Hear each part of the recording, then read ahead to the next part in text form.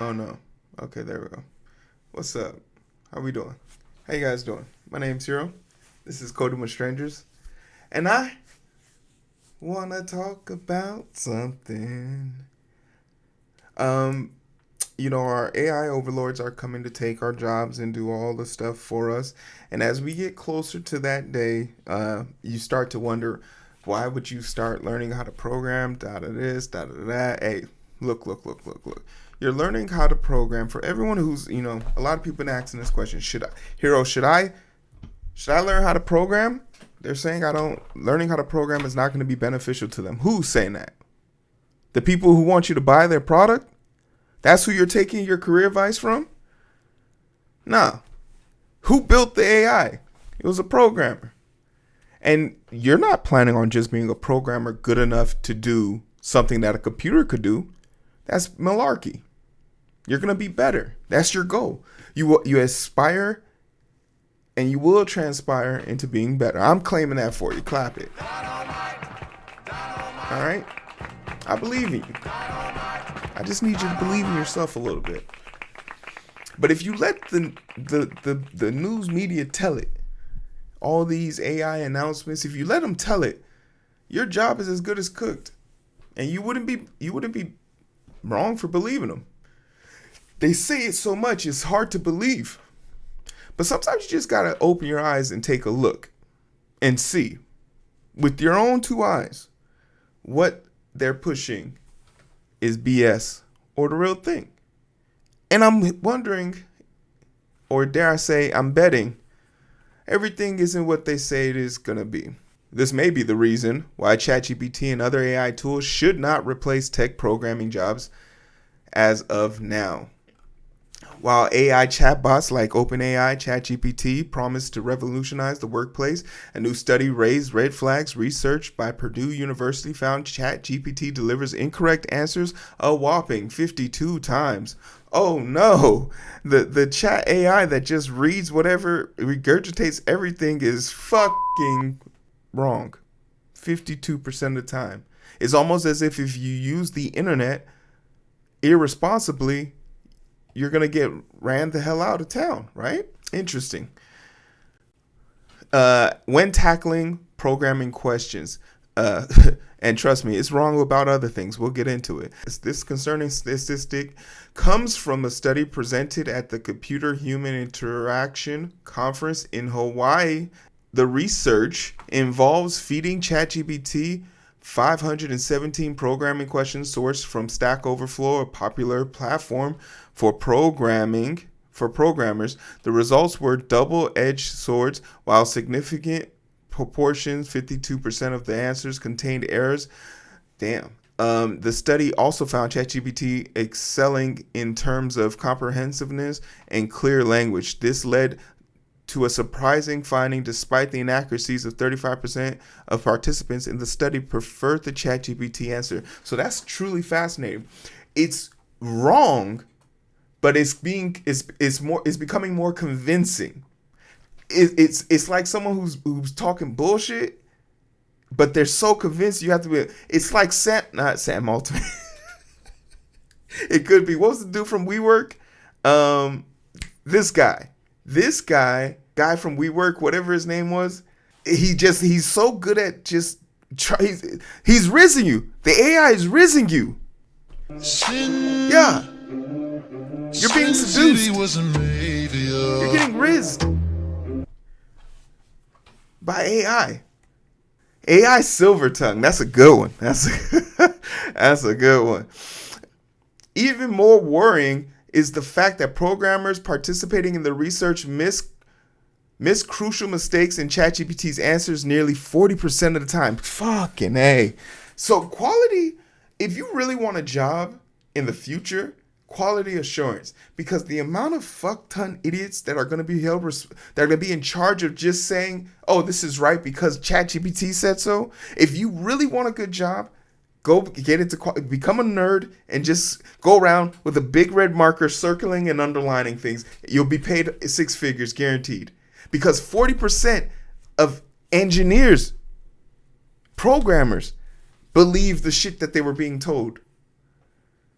Highlights a significant risk. Seemingly well-written answers could mislead users into trusting faulty information. We've seen it happen to lawyers. We've seen it happen to judges, police departments. There was literally a police officer who got in trouble because he asked ChatGPT, what are the amount of weed someone can have on them in their state that has a legal limit, and he was wrong and he arrested the person. He got sued. The study underscores the need for improved accuracy in AI assistance like ChatGPT, particularly for tasks with critical implications like programming. Additionally, the research emphasizes the importance of user awareness regarding the potential for misinformation in AI-generated response. That's the thing that's going to cripple this economy as far as AI is concerned, is AI literacy. People who aren't intelligently aware that AI could be misleading. Like there is no como se dice, ability for us to ask OpenAI, how sure are you about this information? Like I don't know if there's maybe in the terms of service, but are there any disclaimers? Right? And they're not alone. The new AI overview, ChatGPT is not alone here. Google AI too suffers from hallucination. The new AI overview feature rolled out by Google recently led to a flurry of errors that reported to Bloomberg's must-have Alphabet CEO Sundar Pichai cringing. You're right. You don't need to hear that he's cringing about his responses, because I went ahead and found 17 of the most cringy responses from the new Google AI thing. And could you imagine making something that the whole entire it's a verb? Hey, what's the answer to this? Let me Google it. It's like Uber. The new word for calling to pick someone up or getting a ride somewhere. I'm a Uber. Imagine being called something as a firm. Like people use Google to affirm information. I'm gonna Google this.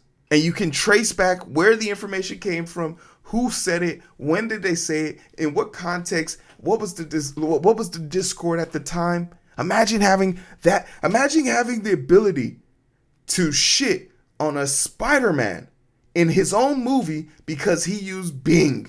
That's how powerful of a company you are. You shitted on Spider-Man. He web slings from buildings. He's a fictional character. You shitted on a fictional character because your website is so profoundly known, trusted, and well used. And you said to yourself one day, you know what? I want to fuck that up. I want to figure out the fastest way to make people stop believing in me. Any suggestions? Oh, yeah! We're going to add AI to every search result you can imagine. And you don't need to read. You can read this article. It's a great one. But let's just read the results. That's all you need. So the question is, health benefits of nose picking. Eating the mucus may help prevent cavities, stomach ulcers, and infections, and may also boost the immune system. Eating your boogers. Your mothers all over the world are rolling in their proverbial graves or hiding from their toddlers. If you ask a leading question which assumes that are health benefits, you may get an answer even if the evidence benefits is questionable. This is atrocious. Use your name and birth date for a memorable password. So it suggests the number one thing, I think the thing that they say after making your password 1, 2, 3, 4, 5, making it your name and your password and your birthday is like the second thing on the list. One thing that any computer security expert will tell you is that you need to use passwords that would be difficult for someone to guess. Your birthday and your name is not something hard for people to guess. Training data is all fair use. You want to know who else thought this was right? The chief data collector, Maria, from OpenAI. This was a question asked of her and said, so where do you get your data from? The internet. Is that for open source? Yeah. She said that. She's supposed to be the chief technology expert of OpenAI, and she doesn't understand fair use clauses and the law surrounding it. One of the most controversial things about generative AI is that it's trained on text, images, and videos and sounds from the internet, often without permission of the content creator. You want to know how they found out about this? The hard way? Her name is Scarlett Johansson. Wrong motherboard. Can I use an AMD B550 motherboard in a Ryzen 7800 times 3D? Well, they're two different It says, yes, you can use AMD motherboard in a Ryzen series. Okay, so I know from a PC standpoint, I don't know much about PCs, but imagine buying all of this shit thinking you could just to find out you couldn't. Which is the fastest USB 3.20? I think that's wrong. I know that's wrong, right? What is it? In 2024, it was the 3.2. So they have a USB 4 now. So it's like this one's it's almost like the information is also old and wrong. And it's like it can't keep up with what's going on. And therein lies one of the big issues. When you spend all this time training this model to understand and do something, what happens when that information becomes obsolete? Does the retraining happen automatically? Home remedies for appendicitis. So, coming from a healthcare provider, let this be a fair warning. If you ever feel at any point you're having appendicitis, or you think your lower abdomen is on fire and you can't explain it, please seek medical attention right away. None of these home remedies will ever save your life. Number 7, can I use gasoline in recipes? This is another way that it is easily tricked, because it knows that if you want to cook, 9 times out of 10, you do need gasoline. You do need some type of fire. But the misconception is that the gasoline is an ingredient like oil. Gasoline can be used in some cooking recipes, but is not recommended for household cooking because it is highly flammable. So it understands that you do need, it's not sure. Hey, guess what? Glue your cheese to the pizza, because somebody wanted to know, hey, cheese won't stick to my pizza, so how do I make it work? And there it involves you adding thinly layer, but make sure it's the non-toxic glue like Elmer school glue, because if we give that to kids and kids can eat that and not die, you should be fine. This also has a semblance of truth, because if you've ever seen any of those Pizza Hut commercials or Domino's commercials, any pizza commercial where the pizza is stretched and elongated, that's done with glue. So AI answers are practical nonsense. That's the best way to describe it. How many rocks do you need to eat? A small pebble a day keeps the doctor away. Clap it. You've heard it here first. OpenAI suggests that you probably eat a small pebble. This might be a misconception based on information that is received that small birds who don't have strong digestive tract muscles and cannot grind their food up sometimes indulge in eating small pebbles that they pass very quickly to help with the digestion of nuts and other hard food that they take in. It's crazy. Health benefits of chewing tobacco. Once again, because there's this big push for tobacco products to be sold, the misconception is that people like it, so therefore it's good. Google AI bot would not give me a response when I asked for health benefits of smoking, but it was more than happy to give me the health benefits of tobacco by itself, or of chewing tobacco. When I asked the health benefits of tobacco by itself, I got a laundry list of positive effects of smoking. These include improved performance in sports, reduced risk of certain skin cancers, and improved mental health. That is not true.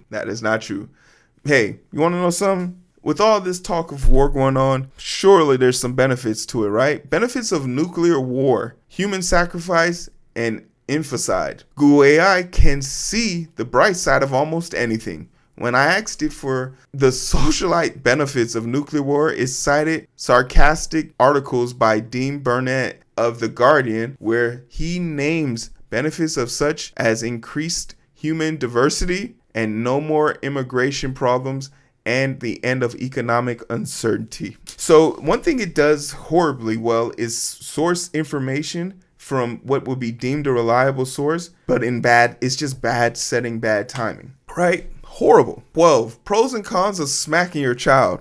Now, This is going to end the debate for all those spoil the child, spare the rod type questions. Google, let's see what they have to say. Believe it or not, pros and cons of spanking a child did not yield an AI overview, but Google autocomplete suggests smacking.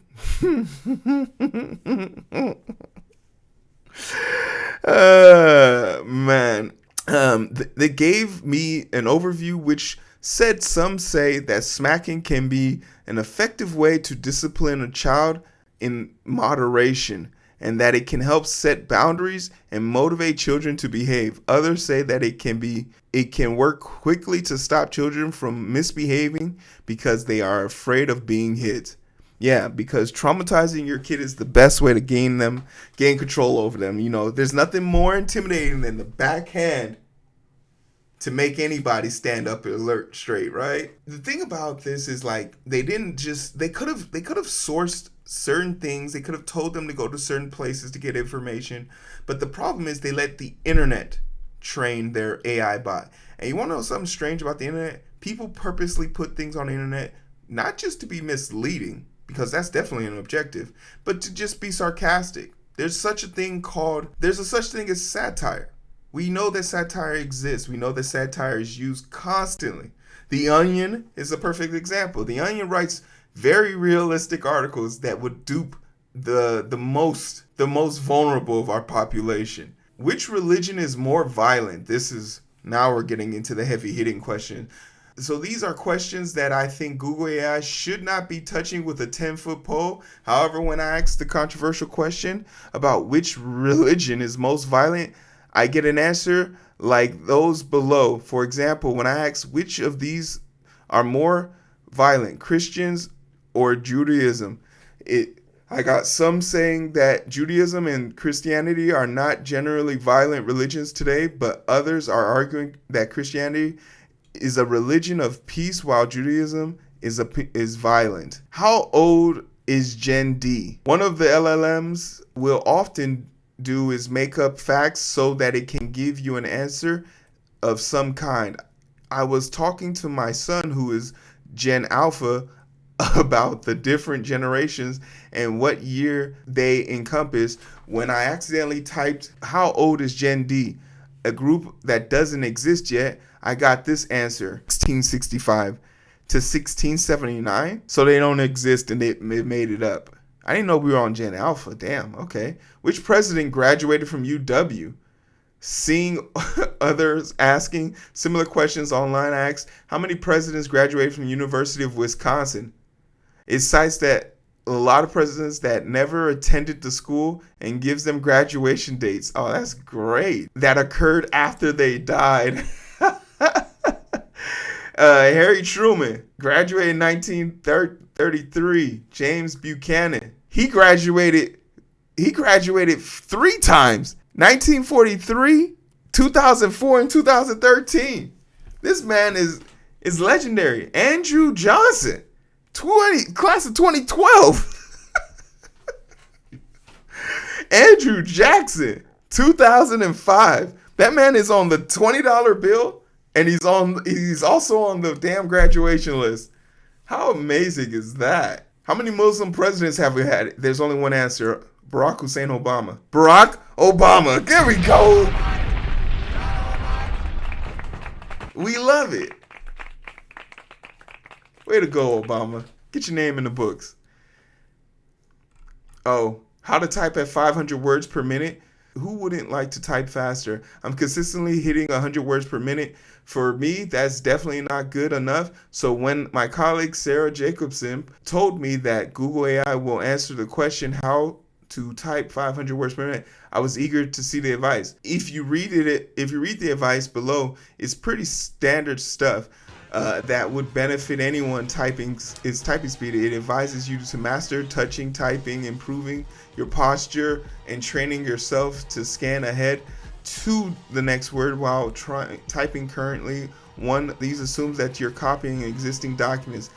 There's just one problem. No human being was ever able close to hitting 500 words per minute mark ever.